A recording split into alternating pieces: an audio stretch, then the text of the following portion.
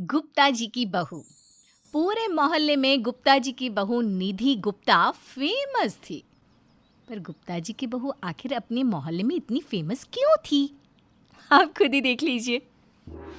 अरे बहन, मैंने सुना है कि गुप्ता जी की बहू ने फिर किसी से लड़ाई की है और गुप्ता जी ने एक बार फिर अपनी बहू की गलती को नजरअंदाज कर दिया है। अरे पता नहीं बहन। और वैसे भी गुप्ता जी की बहू से कौन बहस करे। दोनों पड़ोसन आपस में बात कर ही रही होती है, तभी वहां गुप्ता जी की बहू निधि गुप्ता आ जाती है और उन दोनों की घुसपुस सुनकर अपनी पड़ोसन से कहती है, आप दोनों मेरे घर के बाहर खड़ी होकर क्या बातें कर रही हो? अरे बहू, ये तो क्या कह रही है भला? हम क्यों तेरे बारे में बात करेंगे?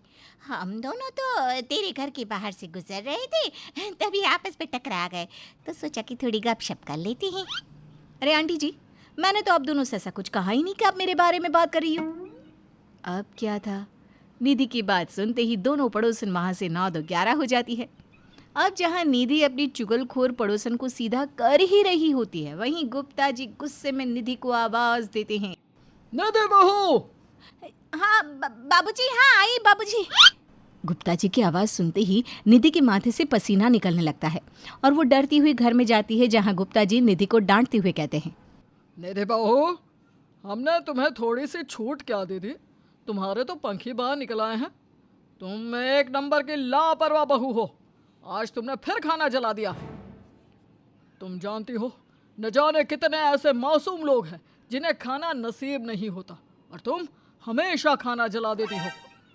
बाबूजी गलती हो गई, अगली बार से ये गलती दोबारा नहीं होगी। हर बार यही कहती हो और कुछ दिनों के बाद फिर से गलती दोहराती हो।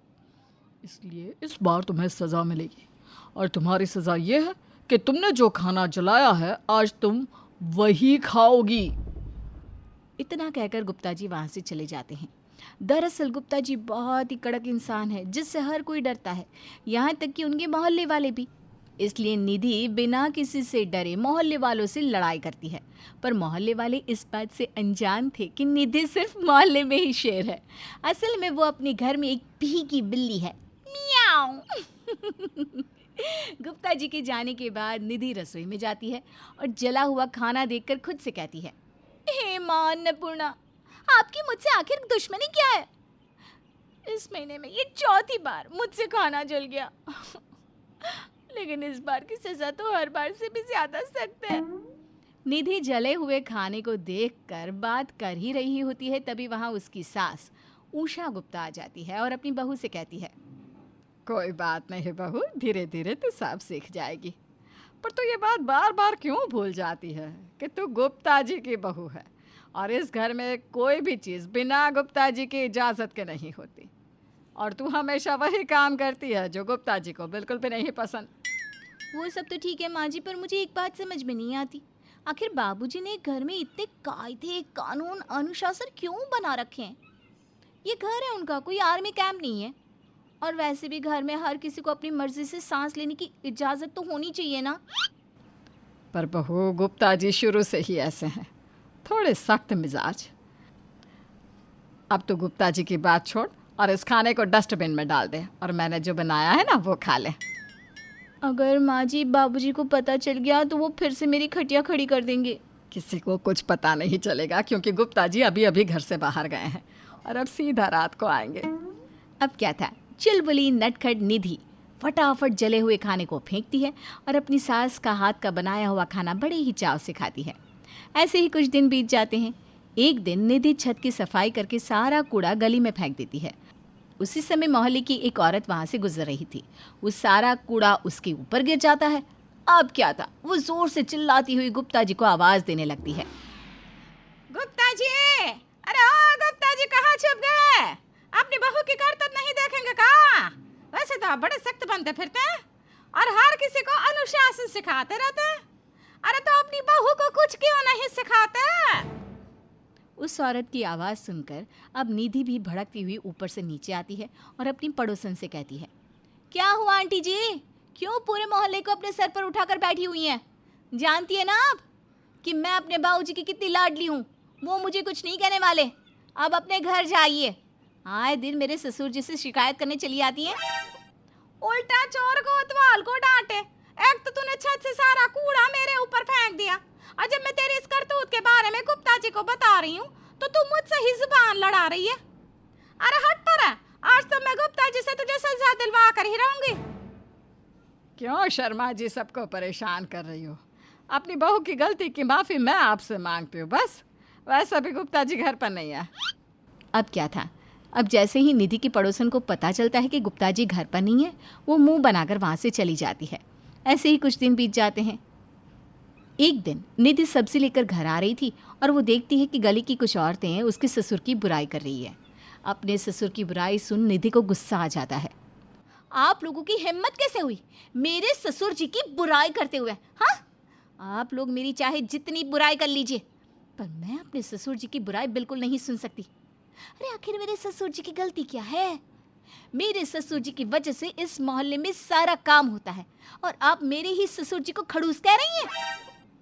हाँ, हम गुप्ता जी की बुराई कर रहे हैं, और करे भी क्यों ना। वैसे तो गुप्ता जी बड़े ही नियम कायदे कानून के पक्के बनते हैं, पर जब बात उनकी बहू की आती है तो वो सारे नियम कायदे भूल जाते हैं। आखिर अपनी बहू के लिए नियम कायदे अलग क्यों? मोहल्ले की औरतों की ऐसी बातें सुनकर अब निधि से बर्दाश्त नहीं होता और वो उनको सबक सिखाने के लिए पुलिस कंप्लेंट कर देती है। और पुलिस 2 घंटे के लिए सभी औरतों को सलाखों के पीछे डाल देती है। शाम को जब सारी औरतें जेल से बाहर आती है, तब वे सब गुप्ता जी से मिलकर निधि की हरकत के बारे में बताती हैं। अगर हमारी बहू ने ऐसी हरकत की है जिससे आप सभी को बिना किसी गलती जेल का मुंह देखना पड़ा है, तो हम अपनी बहू को भी वही सजा देंगे जो उसने आपको दी। अगर मेरी बहू ने आप लोगों को 2 घंटे के लिए हवालात की हवा खिलाई है, तो अब हमारी बहू भी 2 घंटे के लिए जेल में रहेगी। गुप्ता जी का ये फैसला सुनकर मोहल्ले की सारी औरतें बड़ी खुश होती हैं, और होती भी क्यों ना, आखिर उनको परेशान करने वाली निधि को सजा जो मिलने वाली थी। पर ये क्या, निधि की हिमायत लेकर उषा सामने आ जाती है और गुप्ता जी से कहती है, गुप्ता जी, हमारी बहू के अंदर बचपना है और उसने जो किया वो सिर्फ इस मोहल्ले की औरतों को सबक सिखाने के लिए। आप नहीं जानते, लेकिन मोहल्ले की औरतें आए दिन निधि को और मुझे परेशान करती रहती हैं। लेकिन आज निधि से बर्दाश्त नहीं हुआ जब उसने मोहल्ले की औरतों के मुंह से आपकी बुराई सुनी। बस इसीलिए इन सभी को सबक सिखाने के लिए बहू ने ऐसा किया। जब गुप्ता जी को निधि के इस कारनामे के पीछे का असली सच पता चलता है, तो गुप्ता जी अपना फैसला बदल देते हैं। साथ ही वो अपनी बहू के लिए अपने सारे नियम कायदे भी बदल लेते हैं और मोहल्ले की औरतों से कहते हैं, पहले तो हमें लगा कि हमारी बहू की गलती है, पर अब सारा सच सुनने के बाद हमें अपनी बहू पर फक्र हो रहा है। जो काम हम शक्ति से ना करवा सके, वो काम हमारी बहू ने अपने ढंग से ही कर दिखाया। आप सभी मोहल्ले की औरतें एक दूसरे की चुगली करती हैं, जिस वजह से दूसरों के घर में लड़ाइयाँ होती हैं। आप लोग अपनी ये गिरी हुई हरकत सुधार लें तो आपके लिए ज़्यादा बेहतर होगा। आज पहली बार गुप्ता जी ने अपनी बहू का साथ दिया था। ये देखकर निधि को बहुत खुशी होती है। तो वहीं दूसरी ओर मोहल्ले की औरतों का मुंह बन जाता है और वे लोग ये कहकर वहाँ से चली जाती है कि गुप्ता जी की बहू गुप्ता जी के लिए लाडली है, इसलिए गुप्ता जी अपनी बहू की गलतियों पर हमेशा पर्दा ही डालेंगे ना।